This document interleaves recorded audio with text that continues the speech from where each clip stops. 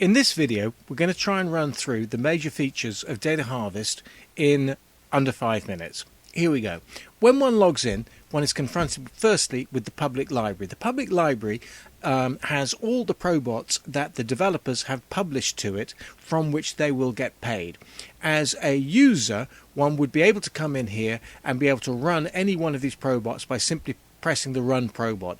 If the probot happens to be outside the plan that they have signed up for, then they will see a button that says buy this for a 4-hour pass, and they will have to go through the Stripe and PayPal process in order to be able to activate that button, and that would allow them to be able to run that probot. Otherwise it will not be available to them. This allows you as the developer to charge anything that you like for your particular probot to run on the cloud.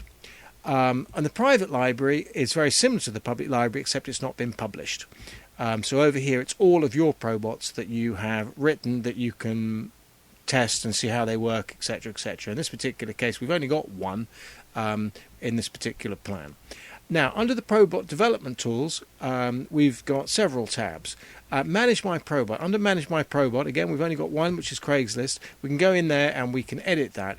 And before this can be published, you will need to copy and paste your code from UBot over here.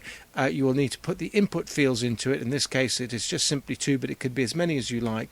And you would need to fill out a description of the product, preferably bring into it an image that will then get displayed in the public library. And after all of that is done, what you will need to do is request that be published. And one goes into here and simply says, I'm requesting that to be published, the requested price that you'd like to put on that if it's outside the plan, and in which category it's going to go into. The category that you put it into stipulates how much you would get paid. $1, $1.50 or $2, depending on whether it is in the starter, professional plus.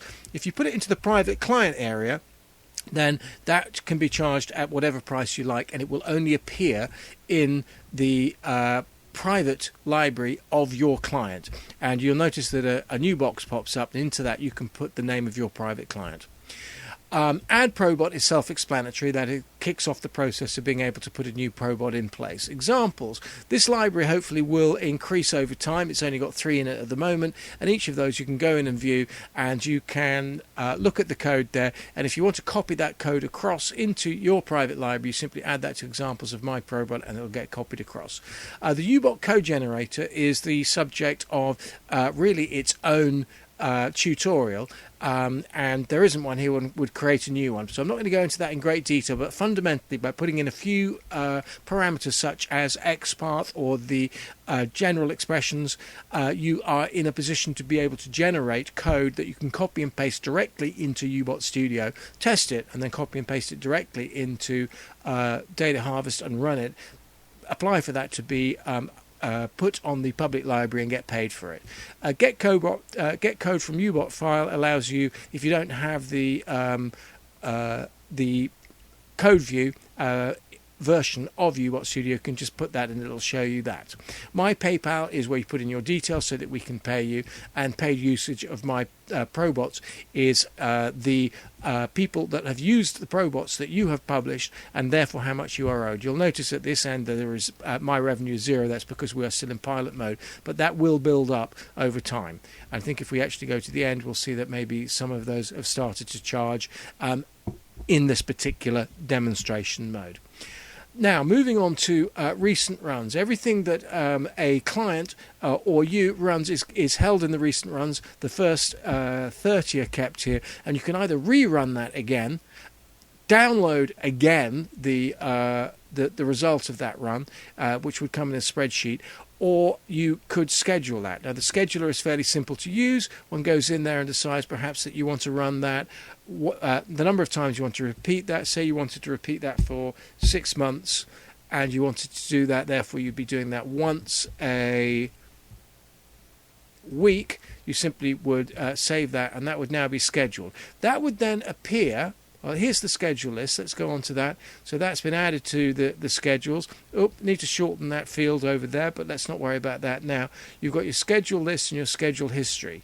Okay, so that was run on a schedule already once. Now here, when something is scheduled, or in fact for a period of between 2 to 4 weeks, everything is held in a nice files listing over here. Now we haven't run anything for it to be there, so we're going to come back to that in a sec. And under my usage, you can have a look at what you've done since you last subscription kicked in. So that's basically the minutes that you've used for a particular month.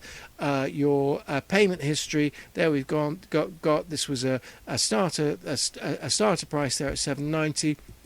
We've got our run records, what we've actually done, and we've got our Probot usage statistics, which are graphically laid out by day, by month, and even come up with some fairly sophisticated pie charts and diagrams to show you what and what has not been charged to you, etc. Let's just go back for 1 second on the recent runs and have a look at how that works. We're going to go back to here. And we're going to, in this particular case, we're going to run the Amazon product search for a second time.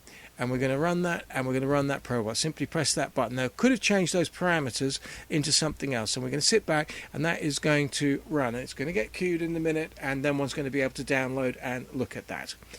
Now, while that's happening, let me explain to you that we are definitely in pilot mode, and there are many things here that could be improved and changed. But fundamentally, we've got a platform here that allows developers to create code and to sell them without much difficulty. If you know how to use UBot Studio, you know how to use this platform.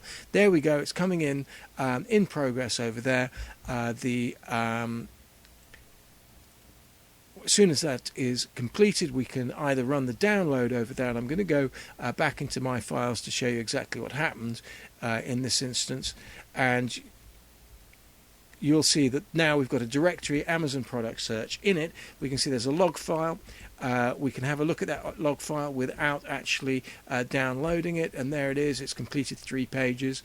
Hit escape button to go back and go up a directory, and we can even look at that CSV file. Edit means basically viewing without downloading, and you can see that it's worked. That is my best shot at trying to put an overview of Dataharvest in under 5 minutes. I hope it worked for you. It's quite tough because there's a lot to know. I will be creating short videos of every single aspect that I've gone through here, so watch this space. Thank you for watching.